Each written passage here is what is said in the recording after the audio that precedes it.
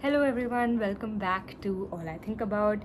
This is your host, The Srash, and today we'll be talking about my biggest enemy. No, actually, I am my biggest enemy, but also me plus this is my biggest enemy. Am I getting bullied?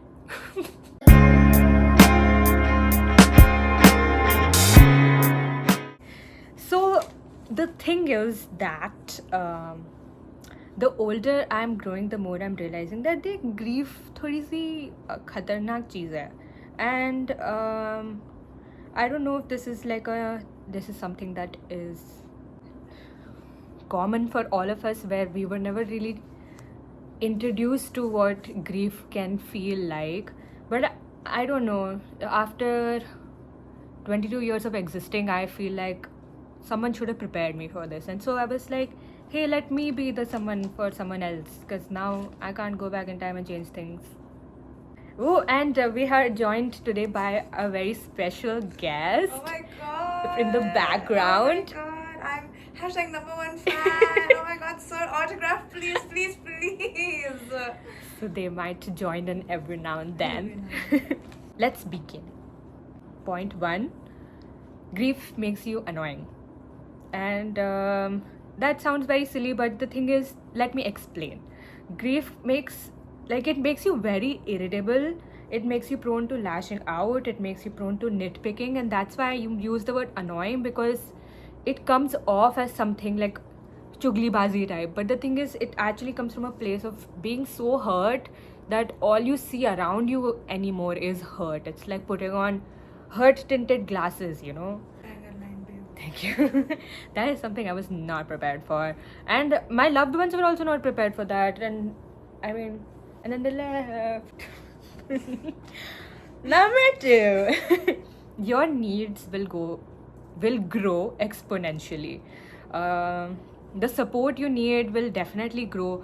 I feel like everybody knows this, but the thing is that you don't expect it to grow so much that you need people to like be there every second. You need someone to support you in different ways, more than what people were already doing for you. You might need people to support you in new ways, in very specific ways. Like you might need someone to hear the same story over and over again. You might need someone to hold you. You might need someone to just distract you, take you on new adventures, and make you forget about it.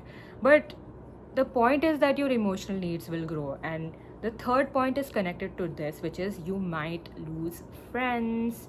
So as your needs will grow, people will make it clear to you if they can accommodate your needs or not.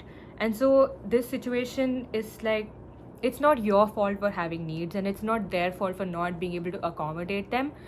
So I don't really know what to do about it. You just have to kind of deal with it. You just might end up losing people, and it is sad, but life, I guess. Number 4. There is no timeline. Grief is a very unique experience. Some people, let me bring up an example where I lost my cat last year, and till date I still keep posting stories about grief on my Instagram story. And my mom, every time she sees it, she's like, "Acha, you're still grieving?" And I'm like, "Yeah, of course." And she's like, "Still?" But that's the thing, that her way of coping is different, my way of coping is different. All of us have had a very unique experience on this planet, and so we will have unique experiences in the context of grief as well. So there is no timeline. You are only the timeline. I guess. Is there something you want to say about timeline? About timelines, right? Of course, there is no specified end date or a 2 weeks notice for grief. Like you don't put your 2 weeks notice in and go, yeah, I'll stop grieving now. And it is true that it is very, very unique for everybody, and not everyone grieves at the same pace or in the same way. But I think we need to make sure somehow to reel ourselves back in the sense that grief can become a very self-fulfilling prophecy where because in your brain you think, oh, I'm going to grieve for such a long time, you then start exhibiting behaviors that make you grieve for a very long time. So it's very important to not get fixated on your grief. It's okay to grieve, and it's more than welcome to grieve. And I think grieving is a beautiful process. And even though Richard Saikin might disagree, I do think grief is love persisting. But somewhere you have to realize that grief is a part of life, it will come and go. And to fixate on it to the point where you are damaging your own life and the life of others is not healthy or something that is sustainable. So, I'm not saying make a timeline, I'm not saying make a timetable, I'm saying just be cognizant, and I think that should be enough to help you along the way. Point number 5, grief is not limited to death, as you have, if you are an avid, all I think about her, you know that I am very much a person who grieves things that are still there. It's like that line from the song Blue Hair, and I guess I'll just miss her even though she isn't even really gone, but things are just different. So that's what it is. Sometimes you grieve lost opportunities. Like, if I may bring up my own examples, I still grieve the fact that I dropped out of my expressive arts therapy course, and so I grieve who I could have been if I had that degree, if I finished that course. You may grieve old friends or old lovers. There are, like, I still miss my high school sweetheart. I still miss so many friends of mine. You would think it's just missing someone, but it's like a part of grief, because you're actually grieving what your life could have been if this person stayed, or if someone else left, or if something happened, or if something didn't happen. It's like this. You may have moments in your life where you think about the butterfly effect of the way that life works, where you think that if that one thing hadn't happened, what would today be like? And that's also a part of grief, because we may never know, and we just have to accept that reality. Point number 6, you become bitter and pessimistic. As you may know, the second stage of grief is anger, which I thought would be anger towards myself, anger towards the situation, and anger towards the person upstairs, not like God. But turns out you can get angry at other people also. It's kind of connected to the first point, where you become annoying as frick, where you start getting angry with the people around you, like, oh my god, this person always does this, oh my god, this person never does this. But it's actually you going through grief, and that anger, you can imagine it like a drop of ink in water. No matter how much you sort of like put your hands and try to restrict the flow of the ink, it will get mixed, and the water will eventually turn like light blue, dark blue in color. So that's kind of like graph. If I may give you an example about me being bitter and pessimistic, after I lost my cat, every time I used to see people posting photos of their pets, I used to, literally my first thought would be, it will be so sad when the pet dies. And then I would get surprised at myself, like, why is this my first thought? But that's the thing, the first thought being negative becomes a consequence of my grief. Later, when I went through a breakup, I used to look at pictures of happy couples and be like, oh, it's going to be so sad when that person leaves. And then again, I'd be like, can I just be happy for them? And I had to put in like this extra effort to feel happy for other people, where I used to, if someone would post about their anniversary, you wouldn't be like, oh, happy anniversary, I hope things go well. I started doing that for people who are not even that close to me, so that I would learn to be happy with other people being happy while I'm not happy. But that's also kind of related to me being a jealous kid. The last point is grief sneak attacks, where sometimes your grief will find you when you least expect it. If I may give you another example, yesterday I was coming back from work. I was already having a bad day, honestly.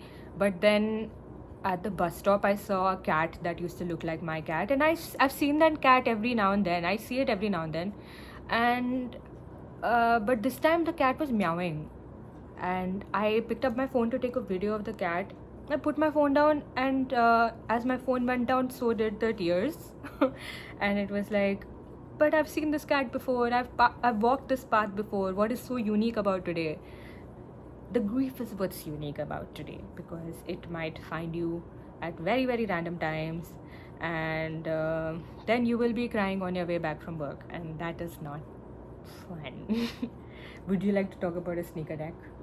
Yeah. Hmm? Hello, everybody. It's such a goofy way to enter a video. Knock, knock. No, stop it. Wait, hold on. Let me. Oh. The mic. Oh my god, the mic. Oh, how does this fit? Is this thing on? Oh my god, how does it fit? What? Oh, it's the other way around. My bad. Oh, okay. Hello, everybody. That was a sneak attack. Talking of sneak attacks, I think I would also like to add that every time that I have experienced grief, and every time some grievous event has occurred in my life, I've always assumed that my previous experience with grief has prepared me for the new one, and it never has, because each individual experience of grief is unique in and of itself. I have lost two friends to death. I loved them a lot, and the first time I lost my first friend, the time between those two experiences was, I think, around 2 to 3 years, and I thought I had learned how to cope with that loss. And when I found out that my second friend passed away, it was on. I didn't know how to process it at all, even though the same thing has happened to me before. I have gotten this news via text before. Somehow I just froze, and I didn't even recognize that I was grieving in that moment, because my brain froze. And I remember that day thinking, I just kept thinking, I felt so floaty the entire time. And I was like, why do I feel like I'm floating? Am I not grieving? Why do I feel so light? And I couldn't think about anything. I didn't know what I was doing. I had so much other work to concentrate on that I couldn't give any time to this. I did call up my mom and cry about it, and then I had to go back to work. And then when I was walking back home, my body suddenly felt like there was an anchor inside, and I was going to fall to the ground. And I was like, oh, I am grieving. And I didn't even know I was grieving. And sometimes I know this sounds really abstract and bizarre, but I genuinely say that sometimes your body holds on to grief longer than you do, and your body holds on to grief in ways that you don't understand. So yeah, I expect the unexpected, I guess. I don't know where I was going with this. Sorry for rambling. I actually really like that point. The body point I didn't mention. Huh? Sorry.